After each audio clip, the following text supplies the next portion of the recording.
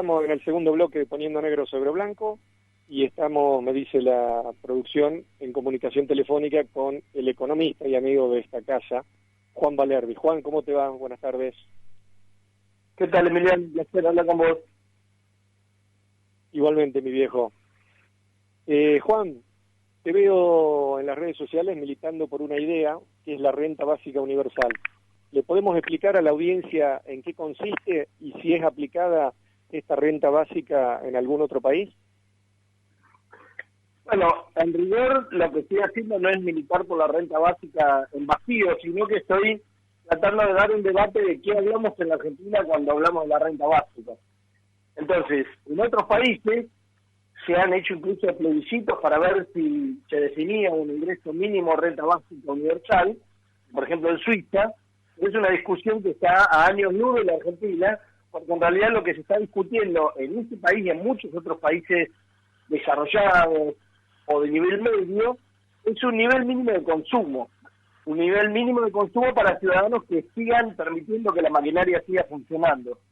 En el caso de la Argentina, lo que se está confundiendo es la discusión de una renta básica universal con un ingreso mínimo que tiene que ver más con sacar a la gente de la pobreza y la indigencia y no con que mantenga la maquinaria funcionando, más allá de que eso tiene implicancias sobre la maquinaria de producción de alimentos, pero eso no es la producción del mercado interno completa, sino que es una parte que incluso funciona muy mal porque hay mucho monopolio y oligopolio. Así que lo que estoy tratando de hacer con la renta básica, que me convocó una fundación que está empujándola, es establecer algunas discusiones y no permitir que se distorsione una discusión en la Argentina importándola de Europa, no tiene nada que ver en su difusión, ¿no?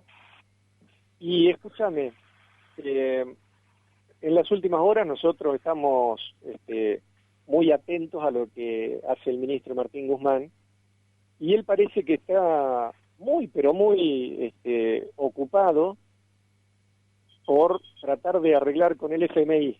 Todo esto en el medio de una situación de pandemia. ¿Es prioridad para nuestro país llegar a un acuerdo con el FMI en esta coyuntura, Juan? No, indudablemente el acuerdo con el FMI no nos va a traer nada de beneficios a corto o mediano plazo, y además los que están urgidos por cerrar el acuerdo del FMI son el propio FMI, los burócratas del FMI, que ven peligrar sus carreras, como muchos de ellos quedaron pegados con lo que hicieron en la Argentina del 2001 y se les complicaron sus carreras. Ahora, por el aporte de campaña que le dieron a Macri de 45.000 millones, hay varios que están temblando porque firmaron bajo la presión, obviamente, de Estados Unidos, que es el que maneja el FMI desde que lo creó. Entonces, eso está desesperado. Y por otro lado, hay presión local del poder económico, porque deben venir con la cantinela mentirosa de que entonces, si cerramos con el FMI y con el Club de París, y ya cerramos con los acreedores privados y demás, va a venir el crédito para las empresas argentinas y podemos invertir. Todo eso, que es un gran verso, porque invertir las empresas argentinas no están invirtiendo ni ahora ni cuando estaba Macri les daba piedra libre total para hacer lo que quisieran. Lo que está pasando ahora es que se están desesperando esos dos jugadores y que el ministro Guzmán quiere presentar algún tipo de arreglo para presentarlo como un éxito.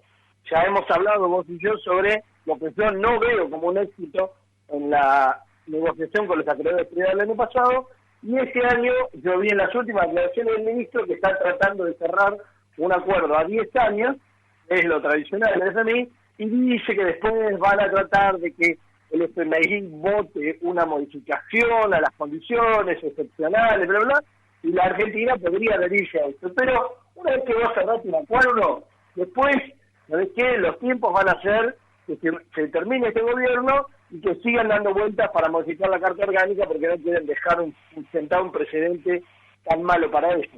Y quién sabe quién será el próximo que negocie, porque si se firman un acuerdo a 10 años con 4 gracias, dentro de 5 explota la deuda entre la de los privados, que ya cerramos, y explota dentro de 5 años, y la del FMI, y el problema que vamos a tener es que si ahí tenemos un gobierno que no sea medianamente soberano, van a entregar la Patagonia, el litio, el Paraná, que ya lo van a haber entregado, pero del todo, y cuántas otras cosas más, ¿no?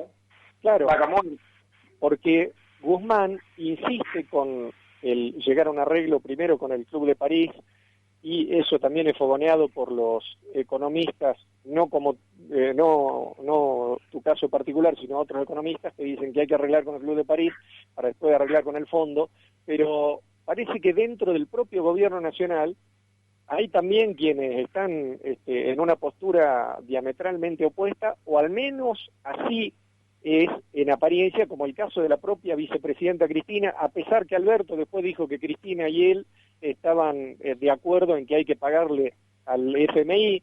También lo criticó Eve de Bonafini, Amado Boudou, o sea, hay muchas críticas a esta, podríamos decir así, ansiedad que manifiesta Martín Guzmán de tratar de arreglar con el fondo.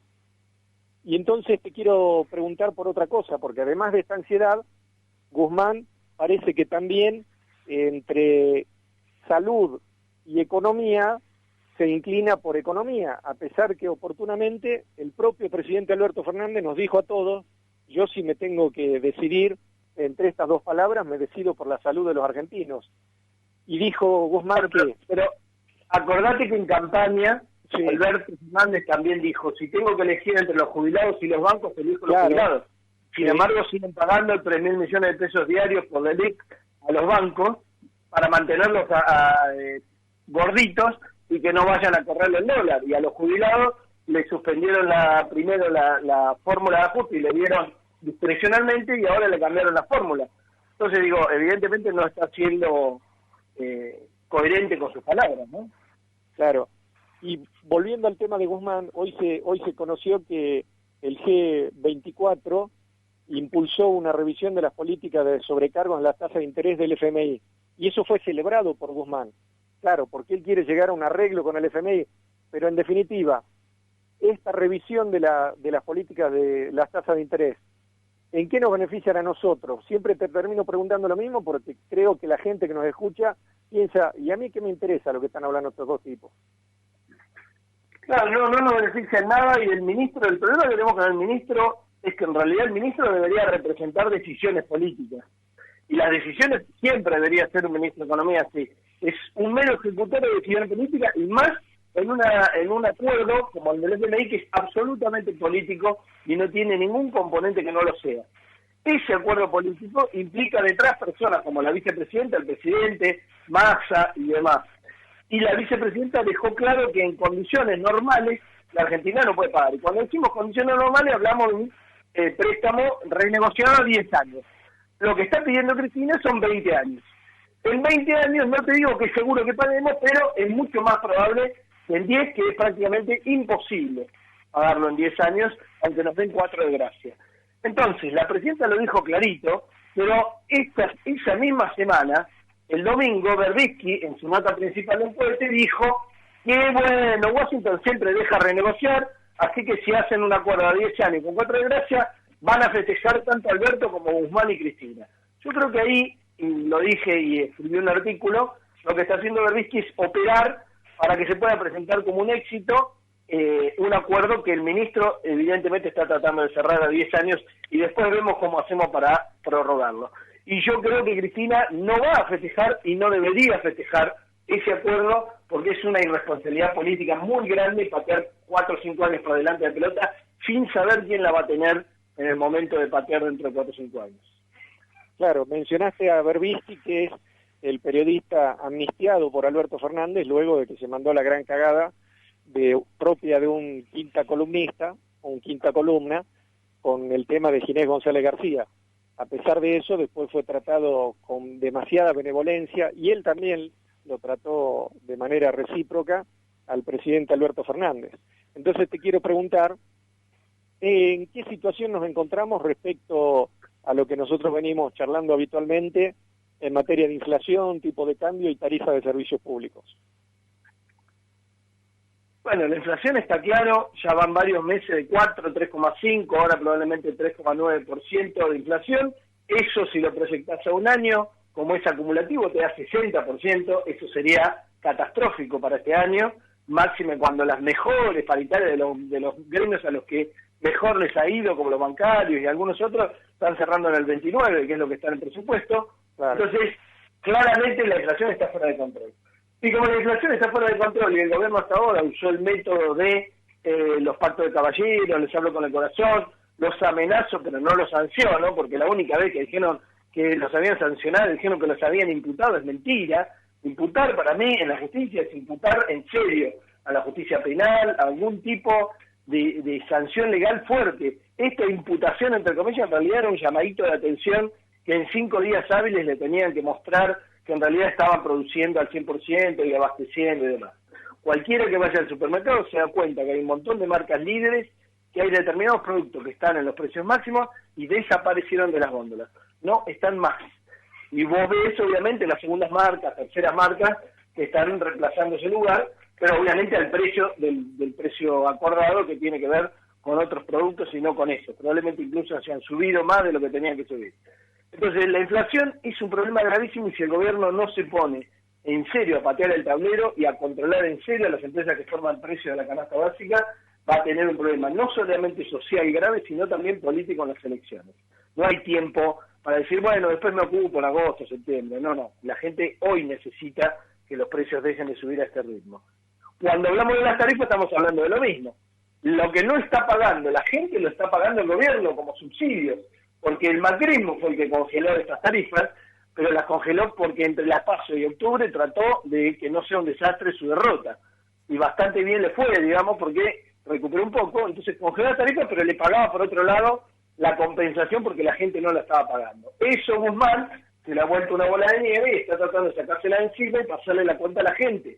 No están yendo al choque con las empresas monopólicas y oligopólicas de servicios públicos, que en vez de estos años de macrismo, que ganaron toneladas de guita, en vez de invertir, lo que hicieron fue fugar guita al exterior. Bueno, y ahí justamente me gustaría hacer un paréntesis, porque quien nos está escuchando dice, la puta.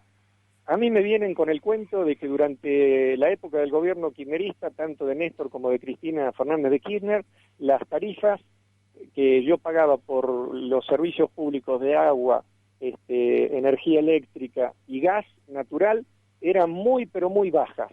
Después resulta que vino Mauricio Macri y dijo, bueno, nos tenemos que sincerar, y me rompió el bolsillo, por no decir otra cosa. Y ahora resulta que el gobierno de Alberto Fernández dice, bueno, estas tarifas en realidad están desactualizadas, y te escuchan a vos, Juan Valerdi, decir, sí, y estas tarifas, la verdad, estuvieron paralizadas en cuanto a su adecuación durante la época de Mauricio Macri por cuestiones electorales. Pero la gente no entiende nada, porque Mauricio Macri nos mató con las tarifas.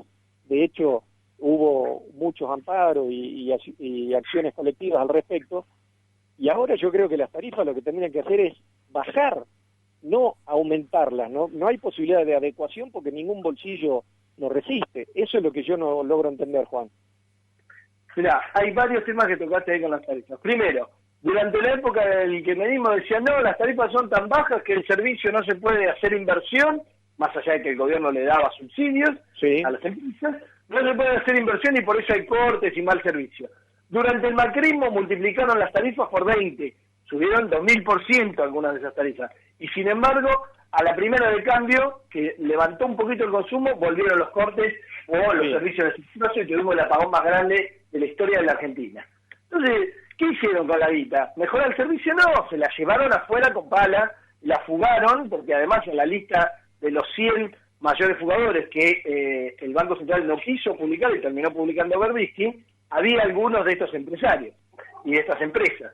Entonces, primer verso, cuando las tarifas son altas, el servicio es mejor. Mentira. Segundo verso, y ahí creo que el presidente está mal asesorado o es muy pícaro y estamos en problemas. El presidente en su discurso de apertura de las sesiones dijo que no va más esto de dolarizar las tarifas, lo cual en realidad no es real porque las tarifas nunca estuvieron dolarizadas, lo que están es enganchados con supuestos insumos importados dolarizados, ¿no? Entonces dice, no va más esto de dolarizar las tarifas, ahora las vamos a hacer que la gente las pueda pagar todo el tiempo, entonces las vamos a enganchar con el salario. Y voy a decir, pero pará, se supone que de acá a fin de año el dólar va a estar bastante planchado, porque de acá a fin de año se supone que el oficial va a subir un 10% más o menos. Y los salarios reales, todo el gobierno está diciendo que quiere que suban, eso quiere decir que suban como mínimo la inflación o más, porque si no no hay salario real recuperado. Entonces, justo que se supone que el dólar va a estar planchadito y que los salarios tienen que recuperarse por lo menos 30%, Ahí lo enganchamos a la tarifa con el salario, son unos vivos bárbaros, digamos, estamos en un problema. Nadie se pone a decir, me voy a meter a mirar cuáles son los costos, las inversiones, los costos dibujados que tienen estas empresas, cómo están interrelacionados entre sí, quiénes son testaferros de quién, como por ejemplo la empresa de Salta, distribuidora de energía eléctrica, se compró las 4 empresas distribuidoras de la provincia de Buenos Aires. Claro. Nadie sabe de qué plata y nadie sabe cómo fue. Y el otro día estuve hablando, y esto lo tocaste recién, con un juez que le paró el aumento de energía a Vidal en su momento y que lo destituyeron. Y lo destituyeron inventándole cosas, Luis Arias. Claro, pero Luis Arias también sabe, porque aparte Luis Arias, no sé si sabés vos, es salteño, entonces tiene algún vínculo afectivo con Salta y tiene conocimiento de la realidad salteña y también de la realidad no solamente social, sino político-empresarial. También sabe que uno de los dueños de la empresa esta es uno de los hermanos del ex gobernador Juan Manuel Urtubey. Mira, ese dato no lo tenía, sí sabía que el padre de él, de Luis Arias, es salteño, estuvimos hablando largo y tendido con Luis, y este dato de lo de Urtubey no lo sabía, pero sí sabía que ese comprador se lo vincula a los medios públicos, digamos, diarios y demás, con Minlin, y Minlin se lo vincula con Macri, porque Macri y Minlin hicieron aparentemente una empresa que se llama M&M y que ha hecho pases de manos de empresas que en realidad no están claros, como por ejemplo cuando le compró la constructora y demás. O sea que, viste, en el fondo esto sigue alimentando a la misma bestia que cuando estaba el macrismo. Entonces, este tipo de cosas hay que cortarlo. Y lo que tenés que ver es si la energía que vos estás produciendo la querés regalar al exterior para pagar la deuda, una deuda obviamente que se fugó como toda la deuda que tomó el macrismo, o la vas a usar para desarrollarte y para tener un proyecto del país que se pueda desarrollar. Que es lo que dijo el actual interventor del Enargas, que en campaña dijo eso, a vaca muerta hay que usarla para desarrollar la industria argentina y no para pagar la deuda externa. Sin embargo, ahora obviamente no puede hablar porque si no se le podría llegar a complicar, ¿no? Claro, por eso, pero en el caso de Federico Bernal, que es a quien acabas de mencionar, si no estoy equivocado, creo que un funcionario del lugar que él ocupa con la máxima jerarquía a nivel nacional no puede estar dependiendo de un carguito, porque él está ahí no para cobrar un sueldo, o al menos debería ser así, sino para cumplir una función y, si se quiere, para trascender en la historia política argentina. Parece que no es el caso. Bueno, ahora está acotado al tema del gas. Él ha hecho estudios de cómo no solamente no se están estudiando los costos, sino que en su momento el macrismo hizo truchadas para subir las tarifas, inventó números, y eso es lo que está, digamos, hoy mostrando Federico Bernal. Pero no se están poniendo a mirar en profundidad los verdaderos costos, los costos dibujados que tienen con terceras empresas que inventan para succionarle, digamos, ingresos y aumentar los gastos, y todo eso no se está estudiando. Entonces, lo más probable es que si uno hiciera ese trabajo en serio, la conclusión lógica sería, ¿sabes qué? Devuelva método de eso, les quito las concesiones porque esto es una joda, y hace 20 años que la están choreando, 30 años que la están choreando, devuélvaselo al Estado porque el Estado se tendría que esmerar mucho para hacer tan mal las cosas como las están haciendo ustedes, y por lo menos la guita quedaría en el país. Claro, parece que nosotros somos víctimas de una consecución de gobiernos de pelotudos, porque fíjate vos que las concesionarias de los servicios públicos, y si se quiere me voy un poquitito más y me amplío en el concepto hasta el tema de los combustibles, lo único que hacen es declarar mediante una notita, una declaración jurada, cuánto es lo que han sacado mes a mes dentro del periodo productivo, y el gobierno no ejerce ningún tipo de control. Entonces, ¿cómo es posible que pase eso? Esto que mencionas vos lo hacen en la minería, lo hacen en el río Paraná, lo hacen en todas las energéticas y demás. Está absolutamente poco controlado seriamente todo lo que tiene que ver con los grandes volúmenes de los monopolios del oligopolio de la Argentina, pero ya que vos introducís el latín antiguo, yo no creo que sean gobiernos de boludos, son gobiernos de gente que no tiene lo que hay que tener para patear el tablero. Y como no tiene lo que hay que tener para patear el tablero, seguimos haciendo de cuenta que vamos al choque, pero seguimos jugando según las reglas del juego de lo que dejó la dictadura del 76, el menemismo y ahora el macrismo, en las relaciones con los monopolios y oligopolios. Y eso hace que el país no sea viable. Y el país no viable es explosivo, porque a medida que va pasando el tiempo se va deteriorando y degradando cada vez más como país. Y si en vez de hacer eso y de decir que la correlación de fuerza no da y todo, como si fuera un mazo de carta que se reparte y ya no hay vuelta atrás, lo que haces es definir, debatir, discutir con el sindicato, los movimientos sociales, con las fuerzas políticas que van en la PN y demás, un proyecto de país, lo debatís y la gente se pone atrás y las cientos de miles de pymes se ponen atrás, ahí cambiaste la correlación de fuerza y podés ir al choque con este tablero. Si no, no tenemos destino, es así de simple. Vos mencionaste recién la dictadura militar y bueno, también lo hemos analizado acá, lo que significó el gobierno de Mauricio Macri como la plasmación, podríamos decir, real y efectiva de una repetición de lo que había sido el plan económico, no solamente de Martínez de Oz, sino anteriores planes económicos de otras dictaduras. Pero también después vino el menemismo y optó por privatizar, como dijo Roberto Dromia alguna vez, todo lo que deba estar en manos del Estado, a partir de ahora estará en manos privadas. Y hace poco tiempo lo vimos a Alberto Fernández hacer un acto muy lindo en Santa Fe, si no me equivoco, y nos dijo a todos que íbamos a recuperar la hidrovía de los ríos Paraná-Paraguay, y después resulta que sacaba un decreto, el 949, y privatizó y le otorgó a las empresas que iban a participar de esa licitación pública la posibilidad de cobrar peaje para andar por el río. ¿Perdemos soberanía, Juan? Bueno, esto nos lleva de nuevo, porque esto es como un círculo donde todo se va reenlazando con la negociación con el FMI. Yo no tengo duda que una de las cosas, de las muchas, que no van a quedar escritas en la negociación con el FMI, que es una negociación con Estados Unidos, no con los burócratas que salen en la fotito y demás, es este tema de la mal llamada hidrovía, el Paraná-Paraguay, que es no solamente estratégico desde el punto de vista económico, porque por ahí sale el 2/3 de nuestras exportaciones y por ahí se hace el contrabando de todo lo que hacen de cuenta que es paraguayo y en realidad es argentino y no paga impuestos, no paga retenciones, nada. Todo eso que además está taponado por Montevideo, que lo manejan estas multinacionales de cereales y los ingleses. Porque eso quedó claro los otros días que repostaron una aeronave que iba para las Malvinas. Todo esto además tiene implicancias, el Paraná-Paraguay y todo esto que acabo de describir, tiene implicancias sobre el Atlántico Sur y sobre las Malvinas y sobre la Antártida y la Patagonia.